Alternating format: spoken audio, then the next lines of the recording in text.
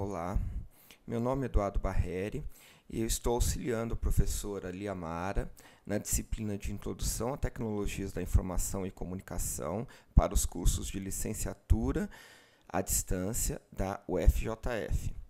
Como um dos conteúdos introdutórios dessa disciplina, vamos falar um pouquinho sobre o hardware e o sistema operacional, ou seja, as coisas que fazem um computador funcionar. Inicialmente, precisamos entender que o computador, um sistema computacional qualquer, é dividido em três partes. As pessoas, nós usuários, que também são conhecidos como peopleware, que são as pessoas que fazem uso desses sistemas, e duas partes no qual o sistema é dividido, que é o hardware, que são os equipamentos, e o software, que são os programas que esses equipamentos executam. Então, a gente tem vários programas, por exemplo, o Windows, o navegador de internet, o Chrome. Se você tiver num tablet, você tem o WhatsApp, Facebook e assim por diante. Então, são essas partes que nós temos nesse computador. Uma forma fácil de explicar para quem é bastante leigo no assunto, que vocês podem usar, que é até uma forma que usa um certo humor para fazer a coisa, eu coloquei essa tirinha aí só para a gente ver, qual a diferença entre o software e hardware. Software é a parte que a gente xinga e hardware é a parte que a gente chuta. O que quer dizer? Hardware é todas as partes de um sistema computacional que você pode pegar. O teu tablet, o teu celular, o teclado, o monitor, a CPU, tudo mais. E os softwares são os programas que rodam nesse sistema.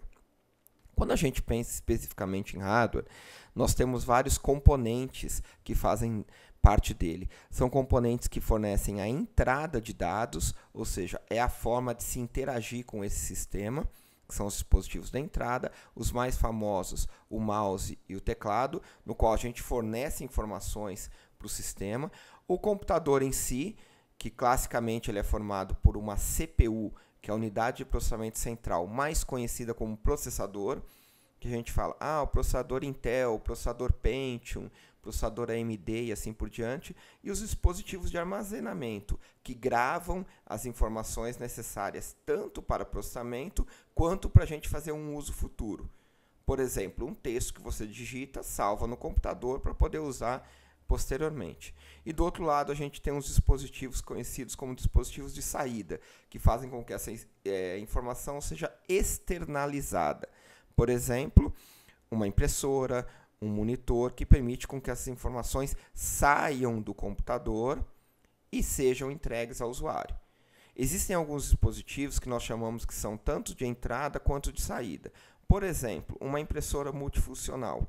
Ela, juntamente com a impressão, ela tem a parte de escaneamento, que é capturar uma foto, uma cópia, por exemplo, de uma página para o computador poder utilizar. Então, essas são as partes clássicas de um hardware.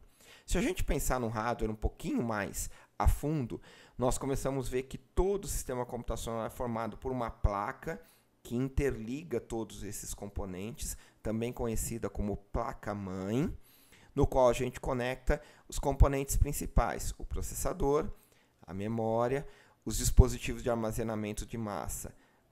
O mais conhecido é o HD. A gente também consegue conectar o pendrive para a gente poder levar esses dados para os lugares. E tem outros tipos de HD, por exemplo, como os HDs flashes ou SSD, que são muito mais rápidos do que os HDs convencionais, muito mais leves, só que também muito mais caros.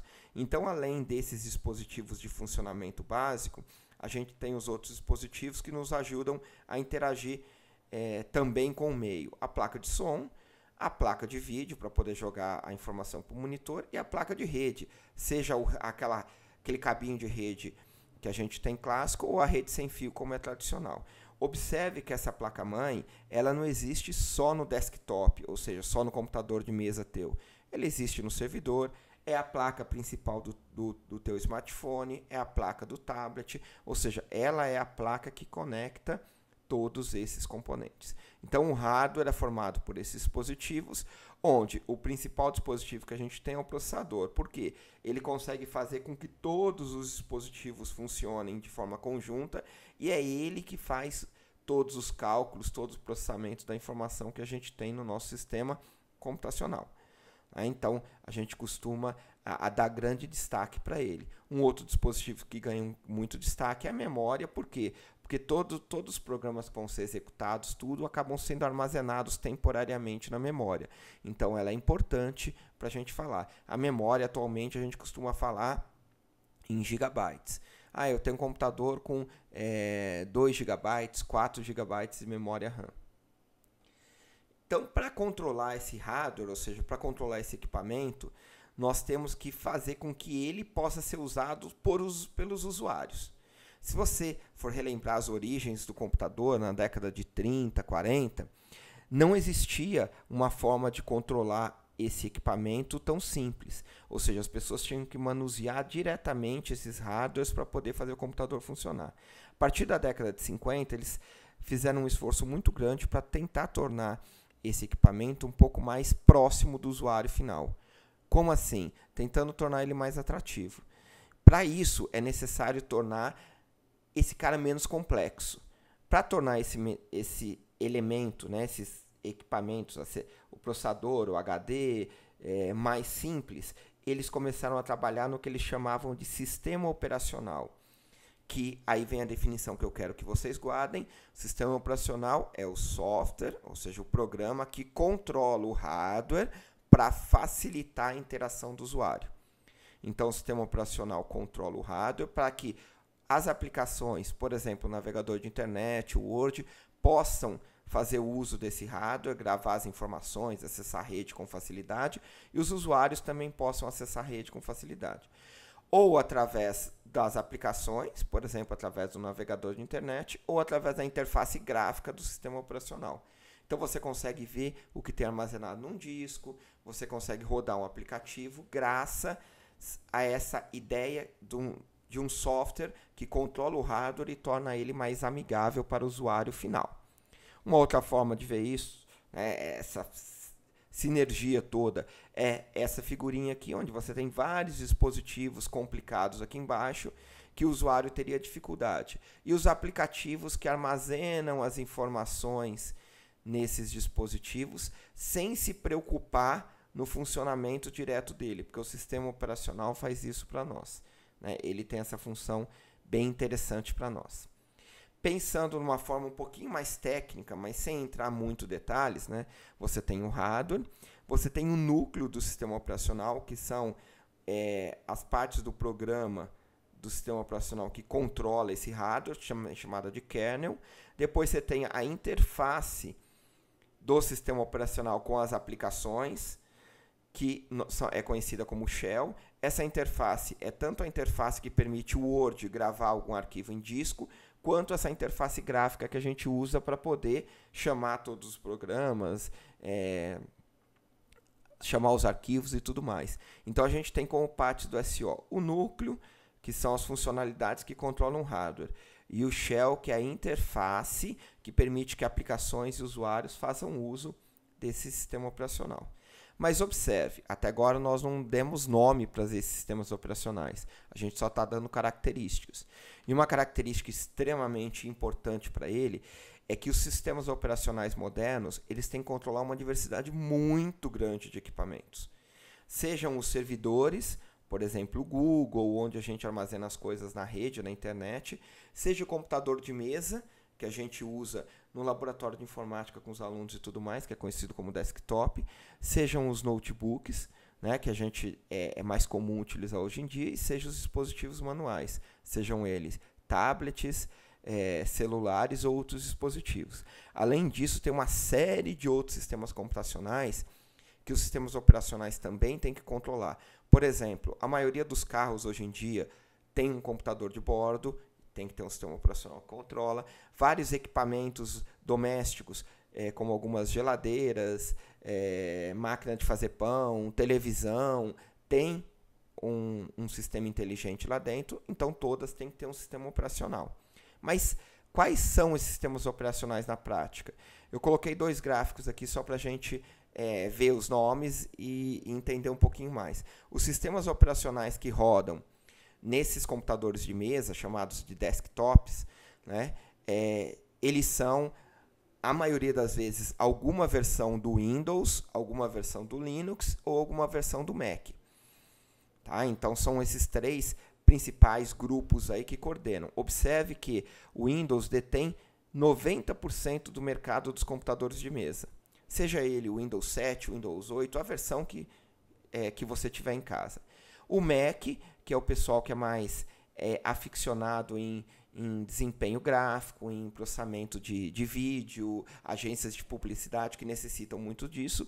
E o Linux, que é o pessoal que acaba querendo ou usar software livre, né, software que não é pago, ou quer controlar o hardware mais de perto. Então, cada sistema operacional ele acaba tendo um foco diferente. O Windows mais para usuários comuns, o Mac mais para usuários especializados em desempenho gráfico e o Linux mais para usuários que são adeptos a software livres ou querem controlar de forma mais direta os seus computadores, o seu hardware, ou seja, ter um conhecimento um pouquinho mais avançado disso daí. Mas é para a gente ter noção. Qual característica secundária que a gente tem aí?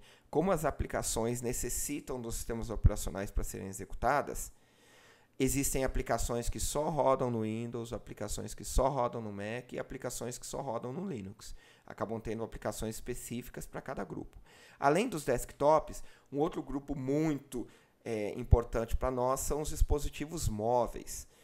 Quem são os dispositivos móveis? Principalmente os smartphones ou celulares, que a gente acaba usando muito esse termo, e os tablets. São os dispositivos que a gente carrega para um lado e para o outro. O principal sistema operacional utilizado é o Android. Por quê? Porque ele está atrelado a fabricantes que vendem muitos equipamentos, por exemplo, a Samsung. O iOS também é muito utilizado, que é utilizado, por exemplo, no iPhone, no iPad e assim por diante, que é o da família do Mac. O Windows Phone é um outro com destaque e uma série de outros sistemas operacionais. Esses sistemas operacionais eles foram desenvolvidos para, junto com os equipamentos específicos, fazerem com que a gente consiga usar esses equipamentos de forma móvel, carregando por aí. Qual a característica? Quem já usou, por exemplo, um iPhone e um Android, um dispositivo da Samsung, ele sabe que existem algumas diferenças entre quais aplicativos que tem e qual a facilidade de interação com isso. Isso acaba sendo uma coisa, muitas vezes, ou pessoal, ou de escolha de facilidade pessoal, ou uma escolha vinda de oriundo de outras integrações que a gente quer fazer.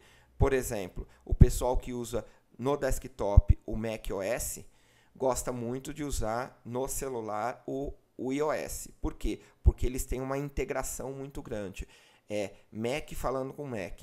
Então, eles têm uma adaptação muito forte. Quem usa o Windows de forma muito intensa, às vezes opta por usar o Windows Phone pela integração mais natural que existe entre eles. Então, existe uma série de softwares que controlam hardware diferentes, que são motivados ou por finalidades diferentes ou estão atrelados a algum fabricante.